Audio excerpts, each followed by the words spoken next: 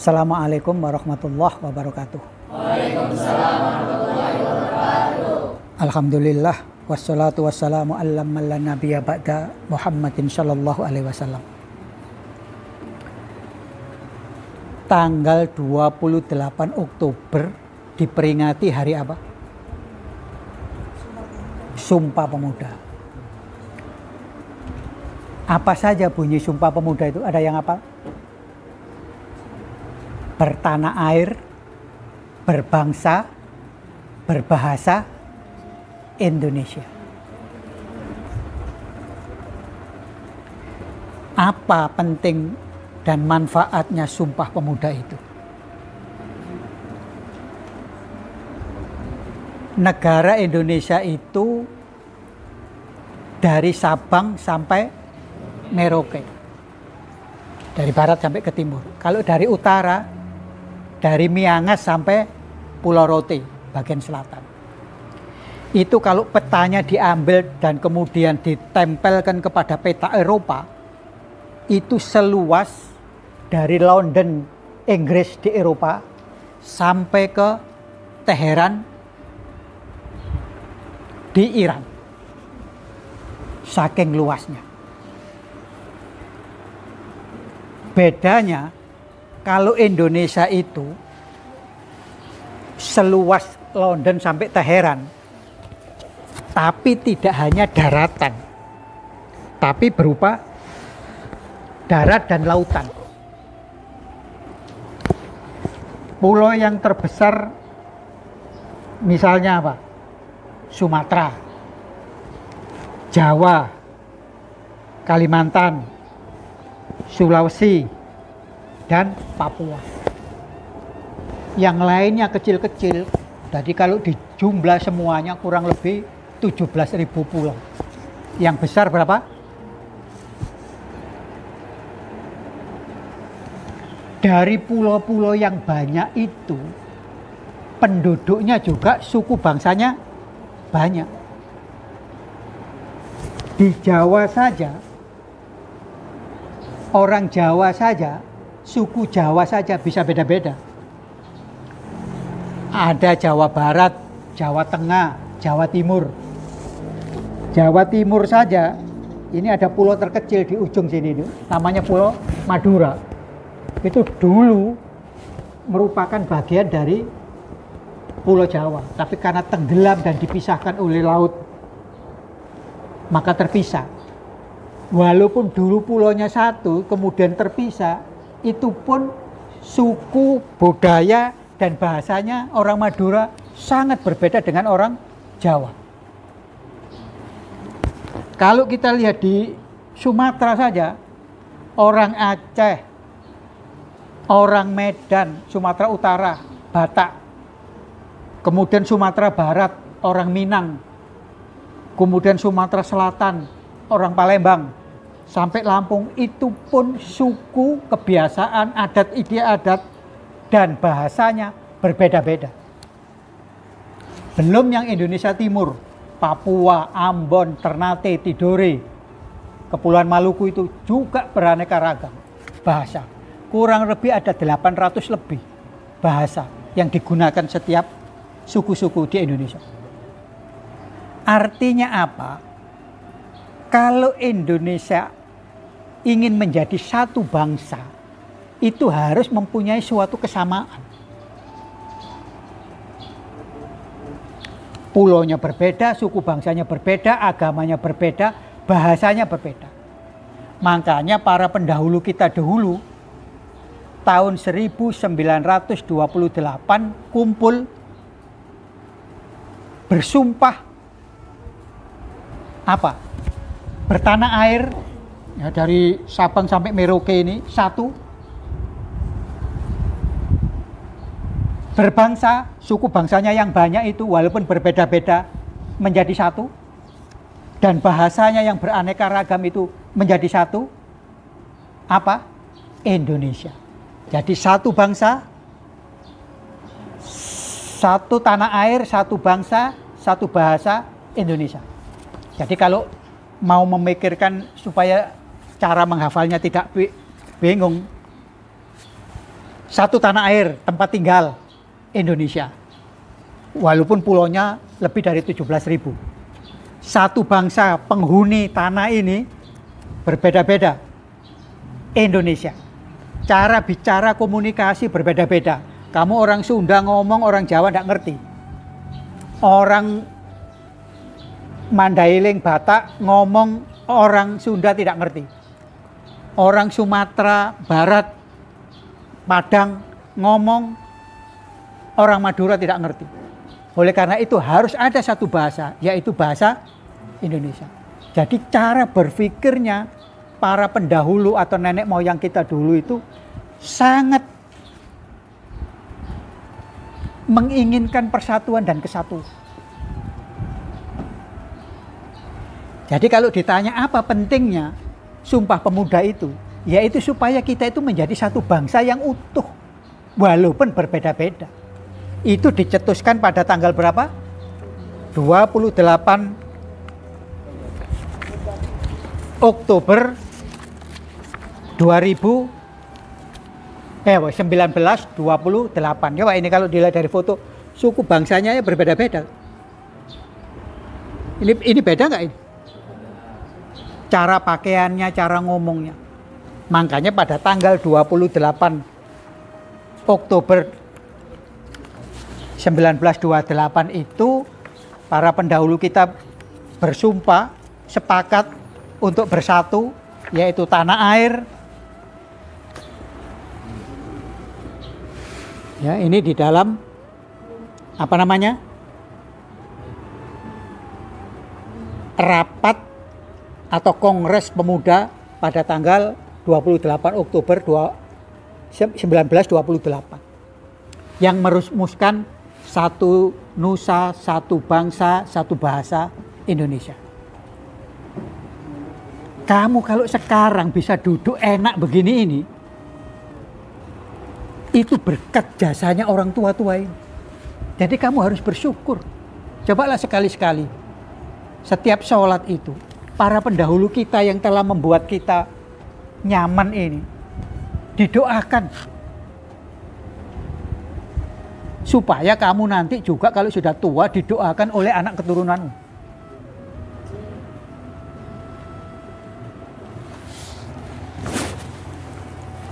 Kongres Pemuda tahun 28 itulah yang menyebabkan Indonesia menjadi merasa bersatu. Tahun 28 kemerdekaan Republik Indonesia tahun berapa? Kemerdekaan ini tahun berapa? 45. Jadi ini jauh hari untuk mempersiapkan kemerdekaan menuju suatu bangsa itu bersumpah dulu. Tahun 28. Nah, pada tanggal 28 itu 28 Oktober 1928 itulah pertama kali W.R. Supratman. Siapa W.R. Supratman? Yang menciptakan lagu Indonesia Raya. Jadi kamu ingat, kamu itu sekarang duduk-duduk begitu tuh tidak ada yang mengawasi kamu. Tapi para pendahulu ini ketika rapat begini ini diawasi oleh polisi Belanda. Dan sebelumnya harus izin, dan izinnya itu tidak gampang. Di kongres inilah W.R. Supratman itu tadinya dilarang untuk menyanyikan lagu Indonesia Raya itu. Tapi akhirnya syairnya tidak dibaca, cuma lagunya saja pakai biola. Sayang di sini tidak bisa menayangkan foto-foto. Kemarin sudah tak kirimkan. Beberapa waktu yang lalu saya ke Surabaya, ke rumahnya W.R. Supratman, di mana tempat tidurnya beliau meninggal, terus kemudian dimakamkan. Jadi seorang W.R. Supratman yang berjasa menciptakan lagu kebangsaan Indonesia Raya itu sesungguhnya dia itu berjuang melalui lagu. Jadi jangan kamu, kalau zaman sekarang orang menciptakan lagu populer dapat uang. Zaman dulu itu untuk menjadi, jangankan populer, untuk dinyanyikan saja sudah ditangkap dan dipenjara. Akhirnya beliau meninggal di Surabaya. Dan itulah yang menjadi lagu kebangsaan kita saat ini itu. Jadi ketika W.R. Supratman menciptakan lagu itu bukan kayak kamu semuanya enak-enak loh kan, ketawa, ketiwi, duduk, nanti sebentar lagi makan, sholat, tanpa ada yang ngejar-ngejar kan.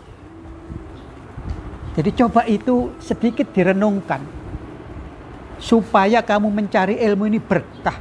Jadi W.R. Supratman itu sudah meninggal tapi sampai hari ini lagunya dinyanyikan kan? Dan membangkitkan semangat setiap tamu upacara. Itu lagu Indonesia Raya dinyanyikan kan ada rasa kebanggaan. Kita itu satu nusa, satu bangsa, satu bahasa.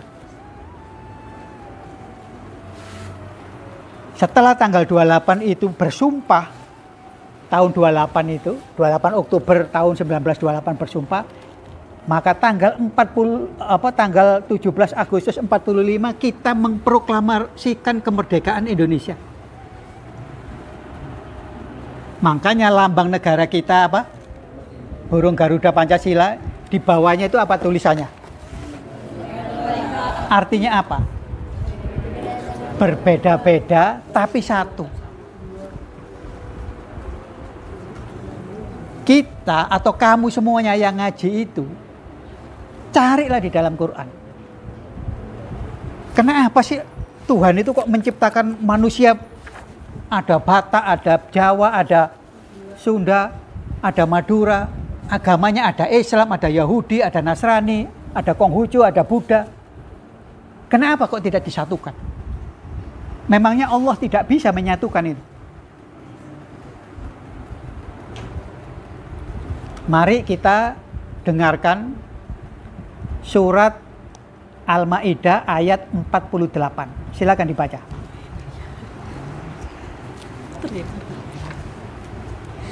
A'udzu billahi minasyaitonir rajim. Bismillahirrahmanirrahim. Walau syaa Allahu laja'alakum ummatan wahidatan walakin liyabluwakum fima ataakum fastabiqul khairat ilallahi marji'ukum jami'an fayunabbi'ukum bima kuntum fihi takhtalifun. Silakan terjemahnya. Kalau dijadikannya satu umat saja, tetapi Allah hendak menguji kamu terhadap karunia yang telah diberikannya kepadamu. Maka berlomba-lombalah berbuat kebajikan hanya kepada Allah. Kamu semua kembali lalu diberikan Allah. Kamu semua kembali lalu diberitahukannya kepada terhadap apa yang dahulu kamu perselisihkan. Ya. Jadi nanti setelah acara ini, kalau malam, sore, siang baca surat Al-Maidah 48 untuk menjawab pertanyaan, memangnya Allah itu tidak bisa menyeragamkan manusia ini. Sesuai pernyataan Allah sendiri di dalam Al-Quran surat apa tadi? Ayat keberapa? Ditegaskan oleh Allah. Walau sya Allah. Kalaulah Allah itu mau, bisa kamu itu saja jadikan satu. Tetapi tidak dijadikan satu itu supaya apa? Supaya kamu berlomba-lomba menuju kebaikan. Kamu bisa nangkap mbak? Orangnya berbeda kok bisa berlomba-lomba menuju kebaikan, itu bagaimana ceritanya? Jadi kalau kamu itu seragam, baik bahasanya, ngomongnya, apalagi perilakunya seragam, itu nggak ada perubahan. Kenapa? Karena ya sama saja kan. Tapi karena kamu berbeda, loh dia kok begitu ya? Apa saya nggak bisa ya? Kalau gitu saya akan mengikuti. Bagaimana caranya supaya saya bisa seperti dia atau lebih baik dari dia? Kan berlomba-lomba, tapi berlomba-lomba bukan untuk keburukan atau kejahatan, tapi untuk kebaikan. Jadi berbedanya kita ini menjadi penyebab kita menjadi berlomba-lomba untuk kebaikan. Kalau semuanya seragam ya sudah, diam saja hidup di dunia ini. Tapi karena berbeda itulah menjadi variasi. Itu sama kira-kira begini. Kalau kamu masuk ke taman bunga, terus bunganya itu semuanya warna kuning semuanya. Nggak ada pikiran yang kreatif gitu kan. Tapi kalau ada merah, ungu, hijau, putih, kuning, itu kan jadi bagaimana Allah bisa menciptakan tanahnya sama ya, tapi menghasilkan bunga yang berwarna berbeda-beda. Itu kan menjadikan manusia itu mikir. Nah, kalau mikir, disitulah kreativitas. Nah, sama kamu di sini itu, jangan hanya sekedar duduk mendengarkan setelah dapat pelajaran, pulang selesai, nanti akhir tahun diuji, bagus, dapat ijazah. Bukan begitu. Tujuan pendidikan itu menjadi kita kreatif untuk berfastabikul khairat. Berlomba-lomba menuju kebaikan. Tapi kalau kamu hanya sekedar selesai begini, baca, terus nanti akhir tahun ujian, setelah selesai ujian dapat ijazah, untuk apa kertas itu? Ijazah itu hanya sebuah kertas yang tidak ada maknanya kalau kamu tidak mempunyai kreativitas di dunia ini. Seorang W.R. Supratman dengan menggesek biolanya, dia mampu membuat kita sekarang itu menjadi satu nusa, satu bangsa, satu bahasa. Dan setiap lagu itu dinyanyikan, kita merasa. Coba kalau kamu menonton sepak bola, ya, ketika tim nasional kita menang, yang dikumandangkan itu apa? Hanya dua itu. Bendera merah putih dikibarkan, diiringi dengan lagu Indonesia Raya. Kalau pakai konsep amal jariyah, berapa pahala yang diterima oleh orang-orang yang kreatif di bidang kebaikan itu?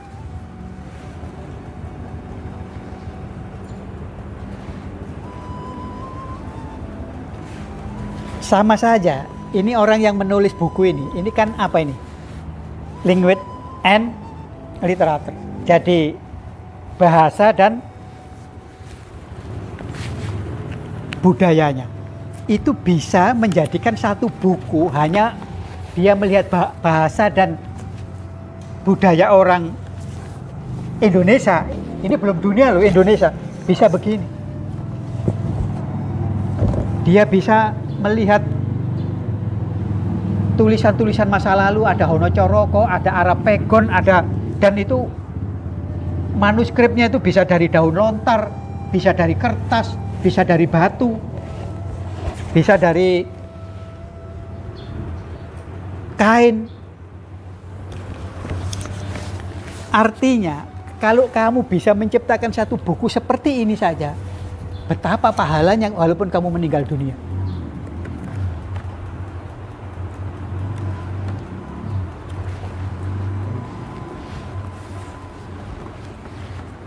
Marilah itu menjadi renungan kita bersama, bahwa selama kamu menuntut ilmu di sini itu tidak hanya sekedar mendengar, menghafal, selesai. Bukan begitu.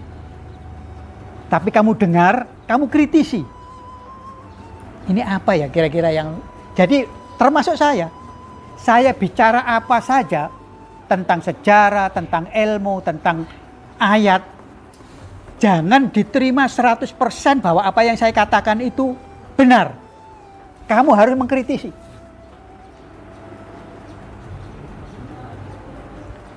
Itu sama saja dengan setiap kamu khutbah sholat Jumat, mendengar khutbah kan, bagi laki-laki ini. Apa hasilnya setelah kamu mendengar khutbah Jumat? Jadi jangan datang ke masjid mendengar khutbah, itu pun kadang-kadang tidak didengar kan, sambil terkantuk-kantuk begitu kan. Sholat 2 rakaat selesai pulang. Apa manfaatnya ritual seperti itu? Maka pesan saya sekarang, khususnya setiap hari Jumat, berarti kan seminggu sekali, ya, khutbah Jumat itu bagian daripada ritual sholat Jumat. Tetapi kamu kritisi isi khutbah itu. Karena khotib tidak bebas nilai. Jadi kalau kamu mendengar khotib berbicara, berpidato, berkhutbah, itu bukan kitab suci. Jadi ketika khotib berbicara itu kan sesuai pengetahuan dia, sesuai perasaan dia. Jadi kamu wajib mengkritisi, jangan ditelan begitu saja. Dengan adanya mengkritisi seperti itu, di dalam tradisi pesantren itu timbullah berbagai buku-buku itu. Imam Ghazali nulis apa dikritik oleh Ibnu Rus, Ibnu Rus nulis apa dikritik oleh orang berikutnya, sehingga ilmu pengetahuan itu berkembang. Tapi kalau kamu baca terus kamu menganggap bahwa ini sudah selesai, ya selesailah sudah dunia ini. Maka ayat yang mengatakan kalau aku mau aku jadikan satu, tapi tidak aku jadikan satu supaya kamu berlomba-lomba di tentang kebaikan, menjadi tidak terlaksana ayat itu. Dan dengan banyaknya orang yang berbagai etnis, suku, pendapat, bahasa, agar kita saling tolong-menolong. Silakan, ada baca surat Al-Maidah ayat 2. A'udzu billahi minasyaitonir rajim. Bismillahirrahmanirrahim. Wa ta'awanu 'alal birri wat taqwa wa la ta'awanu 'alal itsmi wal 'udwan. Shadaqallahul 'azim. Silakan terjemahnya. Artinya, dan tolong menolonglah kamu dalam mengerjakan kebajikan dan takwa, dan jangan tolong menolong dalam berbuat dosa dan permusuhan. Bertakwalah kepada Allah, sungguh Allah sangat berat siksanya. Jadi artinya dengan diciptanya kita beragam ini supaya kita saling berlomba-lomba di kebaikan dan saling tolong menolong di kebaikan. Nah itu juga berlomba maupun menolong itu bukan tentang keburukan tapi tentang kebaikan. Karena logikanya begini loh. Orang itu cenderungnya punya potensi di dalam diri kita ini, termasuk saya, itu ada potensi baik, watakwa, dan fujur, keburukan. Jadi kita itu, di dalam diri kita itu, ada potensi kebaikan dan keburukan.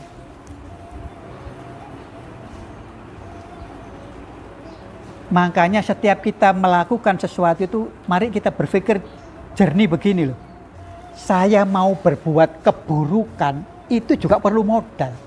Itu juga perlu energi. Kenapa? Kegiatan keburukan ini tidak kita alihkan kepada kebaikan. Yang sama-sama butuh modal, sama-sama butuh energi. Kalau begitu cara kita berpikir, insya Allah ta'awanu alal birri wa taqwa wala ta'awanu alal itsmi wal udwan itu, saling tolong menolong di bidang kebaikan itu, menjadi hidup kita itu menjadi nyaman. Jadi sekali lagi